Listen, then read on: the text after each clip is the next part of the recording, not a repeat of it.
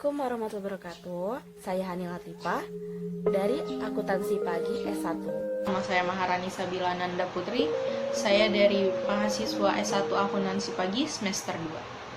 Saya Melani Maudina Nurhadi dari mahasiswa S1 Akuntansi Pagi. Perkenalkan, nama saya Nabila Fadia dari semester 2 Akuntansi Pagi. Kali ini saya akan menjelaskan tentang pengertian PT dan CV. PT adalah singkatan dari perseroan terbatas, yaitu suatu bentuk perusahaan yang dimana modalnya terbagi atas saham-saham dan tanggung jawab dari para pemegang saham PT berdasarkan pada jumlah saham yang dia miliki. Adapun alat-alat atau perlengkapan dari organisasi PT diantaranya seperti direksi, komisaris, dan rapat umum pemegang saham. Pengertian CV.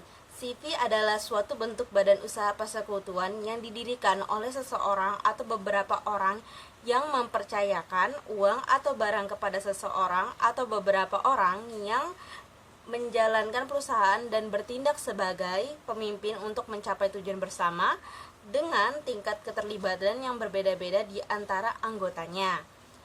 Dan juga terdapat kelebihan dan kelemahan dari PT dan CV.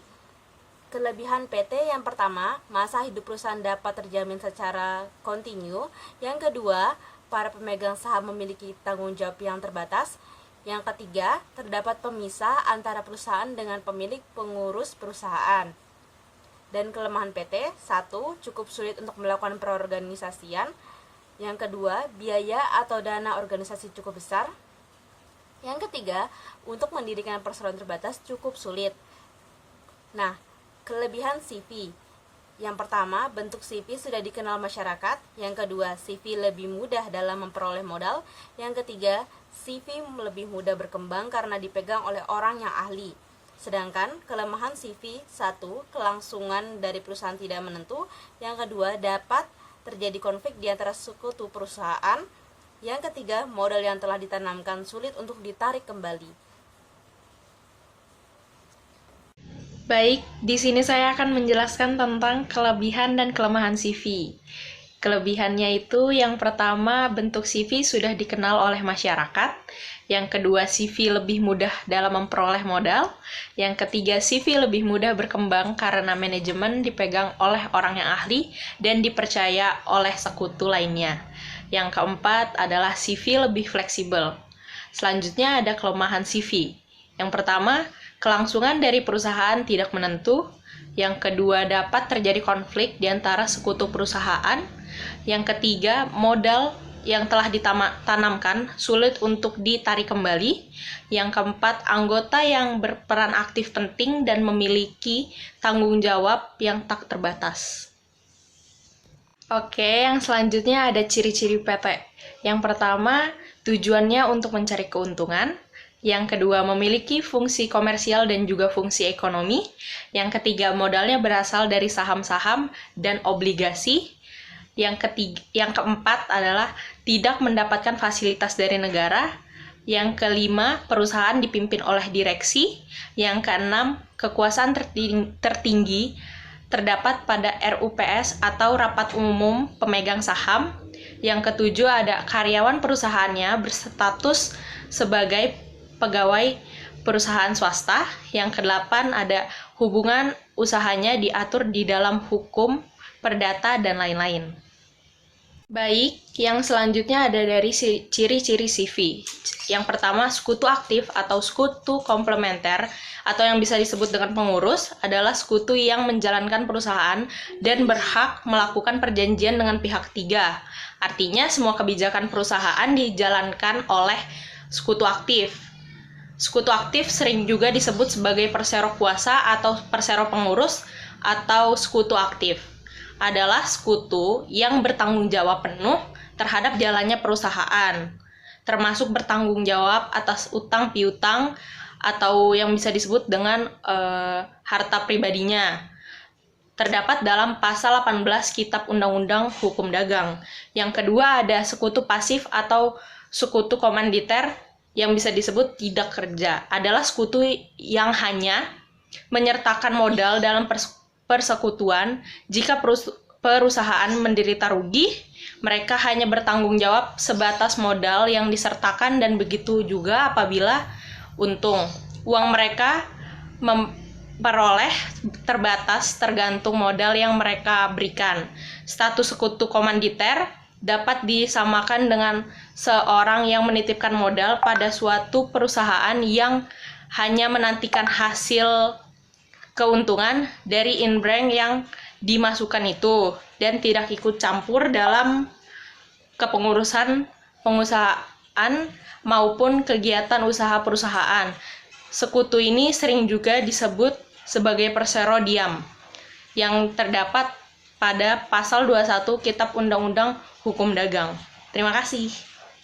Baik, di sini saya akan menjelaskan materi tentang pembagian PT. Pembagian PT ada 3, yaitu yang pertama, PT terbuka adalah suatu perseroan terbatas yang dapat menjual sahamnya kepada umum atau masyarakat melalui pasar modal. Yang kedua, PT tertutup adalah perseroan terbatas yang dimana modalnya berasal dari orang-orang tertentu seperti pemegang saham dari perusahaan tersebut hanya dari keluarga ataupun dari kalangan tertentu dan tidak menjualnya kepada masyarakat umum. Yang ketiga, PT kosong adalah perseroan terbatas yang telah memiliki izin untuk melakukan sesuatu maupun izin lainnya, akan tetapi tidak ada kegiatan. Berikutnya, materi tentang jenis-jenis PT. Yang pertama yaitu PT terbuka adalah suatu jenis perseroan terbatas yang dimana sahamnya boleh dibeli atau dimiliki oleh umum. Yang kedua, PT tertutup adalah suatu jenis perseroan terbatas yang dimana sahamnya hanya dapat dimiliki oleh orang-orang atau kalangan tertentu saja dan tidak menjualnya kepada masyarakat umum. Yang ketiga, PT domestik adalah suatu jenis perseroan terbatas yang terdiri atau berdiri sekaligus menjalankan kegiatannya di dalam negeri dan harus mematuhi aturan-aturan yang berlaku di wilayah negara Indonesia. Yang keempat, PT perseroan. PT perseroan adalah suatu jenis perseroan terbatas yang sahamnya sudah dikeluarkan hanya dimiliki oleh satu orang saja. Yang kelima, PT asing adalah suatu jenis perseroan terbatas yang didirikan di luar negeri atau negara lain dengan mematuhi peraturan yang berlaku di negara tersebut. Yang keenam, PT umum atau PT publik adalah suatu jenis perseroan terbatas yang kepemilikan sahamnya bebas, dapat dimiliki oleh siapa saja dan juga dapat terdaftar di Bursa Efek. Adapun tujuan PT dan tujuan CV. Tujuan PT untuk menjalankan suatu perusahaan dengan modal tertentu yang terbagi atas sebuah saham-saham yang mana para pemegang saham ikut serta dalam mengambil satu saham atau lebih dan melakukan perbuatan-perbuatan hukum dibuat oleh nama bersama dengan tanggung jawab yang semata-mata terbatas pada modal yang mereka setorkan sesuai dengan kontrak yang ada. Sedangkan tujuan CV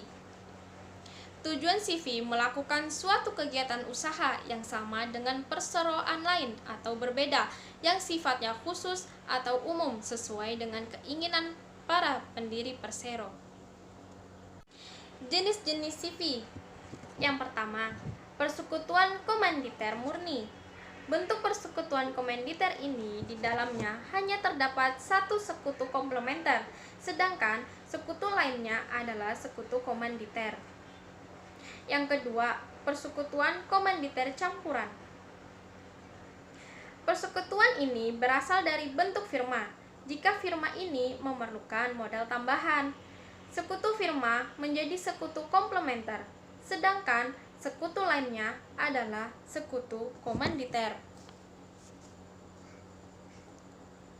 Yang ketiga, persekutuan komanditer bersaham.